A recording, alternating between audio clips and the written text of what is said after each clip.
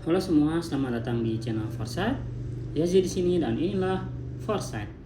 Oke, di sini gua akan masuk ke episode BAB ya, berita acara bisnis. Yaitu gua akan membahas tentang startup dan corporate. Jadi, ini menurut sudut pandang gua ya. Corporate atau korporasi itu sebuah seseorang atau kelompok yang menjalankan usaha dengan metode konvensional. Sedangkan kalau startup dia baru sampai pengembangan metode pengembangan bisnis dengan memulai dan dengan berinovasi yang belum dilakukan oleh perusahaan sebelumnya. Dalam artian perbedaan yang mendasar terkait korporasi dengan startup adalah inovasi itu tadi dan dengan waktu.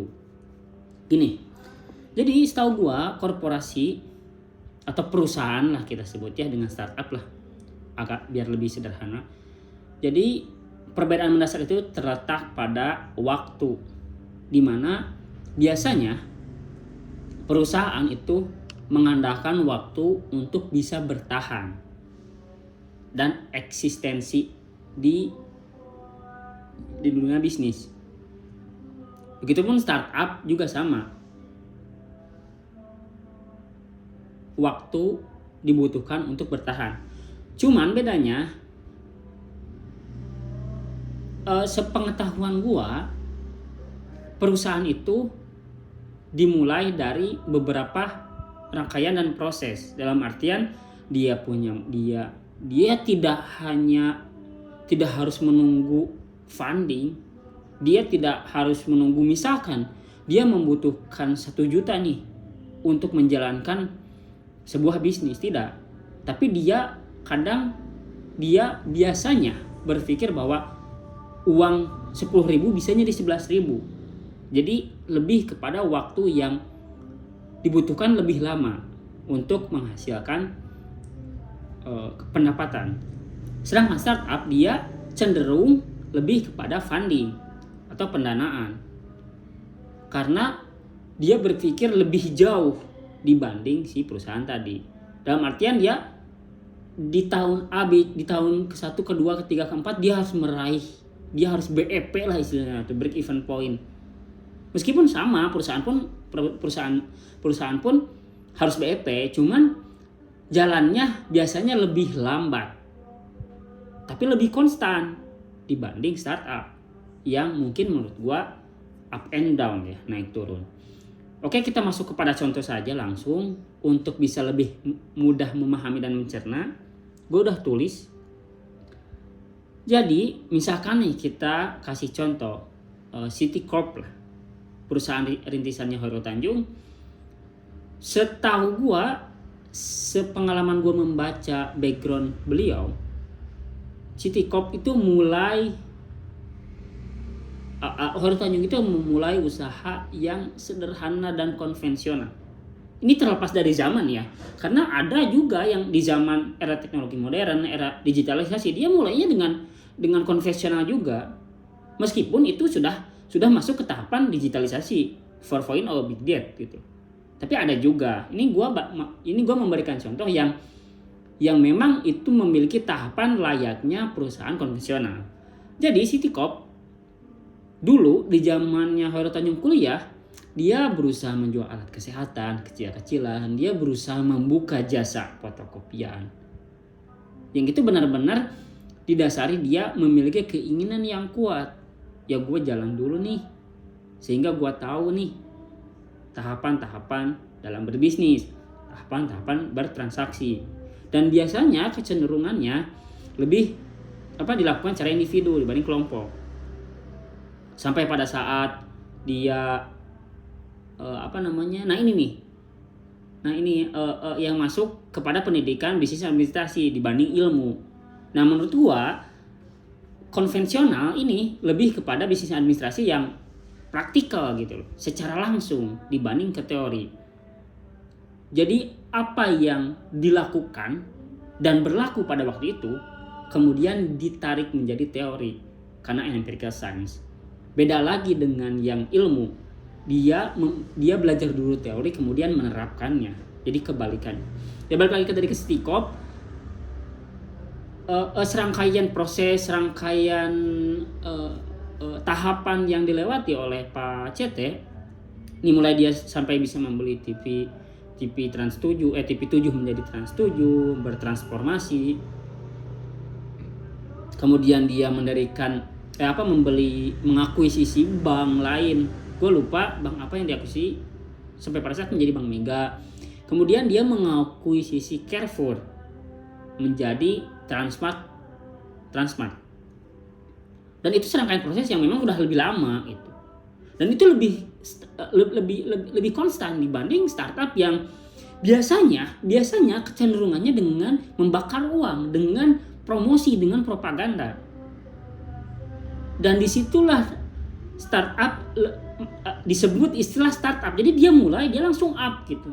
Jadi langsung mengejar, memulai langsung melompat, lebih ke melompat dibanding perusahaan biasa yang berjalan dengan penuh tahapan.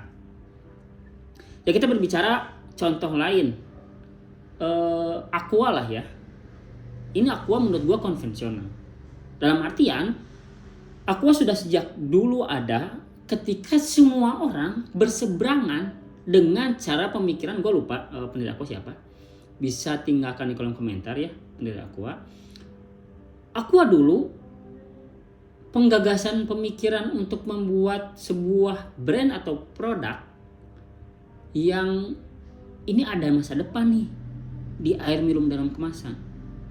Dan pada waktu itu semua orang berseberangan. Tirto Utomo kalau nggak salah dengan bahwa pendiri Aqua ini, apaan sih air minum dalam kemasan? Kan air minum bisa ngegodok atau bisa naher lah istilah Sundanya, atau bisa manasin. Ngapain sih bla bla bla. Semua orang itu pasti berseberangan dengan prinsip itu. Makanya dibutuhkan keidealisan untuk menjalankan sebuah bisnis tersebut. Sampai pada saat butuh beberapa waktu untuk bisa meyakinkan konsumen bahwa ini loh produk saya yang yang pasti Anda akan konsumsi di masa depan. Dan terbukti Aqua menjelma menjadi air minum dalam kemasan sebagai pelopor di Indonesia. Buktinya dan apa? Semua merek air minum dalam kemasan selalu gini, konsumen selalu pertama mengatakan ketika dia hendak membeli ke warung, dia mengatakan beli Aqua. Padahal air minum dalam kemasan itu banyak selain Aqua. Aqua seolah menjelma menjadi produk yang sudah melekat dan melekat dalam pikiran orang bahwa dia ingin membeli air minum dalam kemasan. Dan Aqua menjadi pelopor dan membungkam semua keraguan dan sifat berseberangan orang-orang di zaman itu. Orang beli Aqua, orang nanya pasti gini, ada Aqua? Nggak, jarang banget. Orang ada bilang Le Mineral, Soft-Ride, Pelangi, Saluyu, dan lain sebagainya. Orang yang pertama mengatakan kecenderungan 95% adalah mengatakan Aqua. Dan itu butuh banyak waktu untuk membuktikan bahwa Aqua ternyata pantas diberikan apresiasi karena keidealisannya. Beda dengan Le Mineral, ini gua kasih contoh yang lain.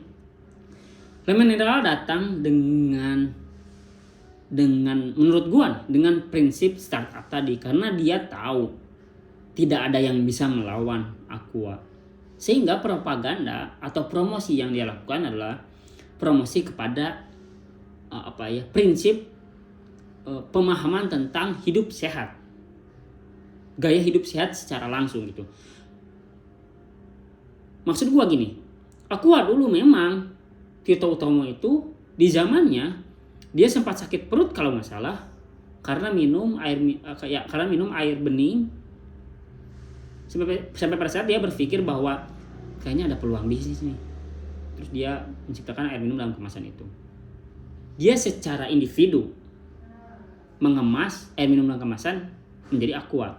Sedangkan Le Mineral, kampanye atau propaganda atau promosi yang dilakukan oleh Le Mineral itu sendiri, dia lebih banyak promosi nih, propaganda. Oh iya, Le Mineral lebih sehat dengan bla bla bla bla, dengan destilasi bla bla bla, dengan tagline yang cukup unik, yang ada manis-manisnya, yang membuat orang seolah-olah terpecah pasarnya. Dalam artian terpecah pasarnya di sini, seseorang mudah memahami bahwa air minum dalam kemasan yang memiliki pemahaman tentang kesehatan ada di Le Mineral. Karena sejak awal Aqua tidak mempropagandakan itu. Di sisi lain, banyak investor-investor yang funding terhadap Le Mineral. Dan Mayora menjadi salah satu dengan PT Presindo-nya, dia mendirikan Le Mineral itu. Gua lupa ini bisa ditinggalkan di kolom komentar ya, terkait Le Mineral ini perusahaannya awalnya emang dari Mayora langsung atau dari diakuisisi oleh Mayora. Presindo itu sendiri diakuisisi oleh Mayora. Gua nggak terlalu paham detail banget terkait Le Mineral, cuman ya perbedaannya itu Le Mineral langsung jadi kayak gini deh. Ini lebih kepada prinsip dasarnya ya. Kalau Aqua itu bagaikan bola salju gitu, snowball. Dia kecil, cuma waktu gede, kecil, sedang gede gitu loh. Ya layaknya bola salju aja. Jadi semakin lama semakin membesar. Tapi kalau Le Mineral atau startup layaknya sebuah bom atom. Dar meledak, propaganda, dar. Padahal prinsipnya sama, agar bisa diterima, agar bisa dikonsumsi, agar bisa dibeli. Itu perbedaan mendasar terkait bisnis korporasi konvensional dengan startup. Cuman di sini gue mau tekankan bahwa ada beberapa risiko yang memang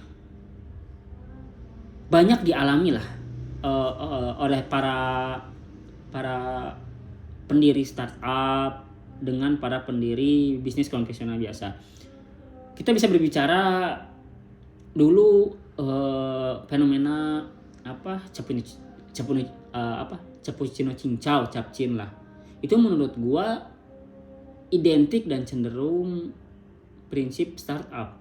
Dar meledak di mana-mana, wah booming, tiba-tiba hilang aja udah. Terus kayak es Milo, kepala Milo, wah dar tiba-tiba hilang. Terus jambu kristal, dar tiba-tiba hilang gitu. Dan tidak sedikit loh startup yang dia sudah ngeluarin banyak akhirnya gulung tikar, dan tidak sedikit. Karena apa? Karena dia tidak bisa, bukan tidak idealis ya, dia tidak bisa menyesuaikan, dia minim beradaptasi terhadap perilaku konsumen. Dalam artian apa yang sejatinya dibutuhkan oleh konsumen di waktu itu. Karena menurut gua tipikal orang yang tidak prefer sebenarnya dengan startup. Karena ya itu tadi, konsep yang dijalankan itu seperti layaknya bom atom. Ya memang lebih mudah terkenal, tapi lebih mudah untuk rapuh. Ya layaknya gini deh. Contoh lainnya, analoginya, startup itu kayak kan dikasih funding. Nih 10 juta nih, pohon besar lu tancapin. Kan bisa aja pohon besar itu tumbuh atau tidak tumbuh, karena dia harus menyesuaikan bahwa tanah di situ mampu diterima, mampu menerima pohon itu tidak. Ya si tanah itulah seperti hanya konsumen. Apakah dia mampu menerima produk itu? Misalkan si pohon itu sebagai sebuah produk. Lain halnya dengan bisnis konvensional. Dia dari benih, dia menanam. Sebelum menanam dia mencoba dulu wah di sini nih tanahnya ini sesuai enggak ya, wah, wah, wah, wah. Karena dia langsung praktik gitu. Dengan serangkaian proses, dengan serangkaian waktu tanpa harus dia tanam, dia tunggu waktu, bla bla bla, oh ya ini tumbuh. Resikonya lebih rendah mengalami kerugian dibanding startup ini. Makanya si startup ini dengan gagasan proposal, dengan ide-ide liar, dengan out of the box lah istilahnya, dia harus bisa meyakinkan investor bahwa akan ada masa depan dari produk yang dia gagas. Dibanding bisnis konvensional yang lebih lama membutuhkan waktu. Itu pembahasan terkait perbedaan startup dengan bisnis konvensional biasa. Terima kasih sudah menonton video gua. Like jika Anda suka, dislike jika Anda tidak suka. Temukan keseruanmu di kolom komentar. Terima kasih sudah menonton. Jangan lupa share. Selamat ketemu di video selanjutnya. Semoga bermanfaat. Ya, jadi sini dan inilah Foresight. Dadah.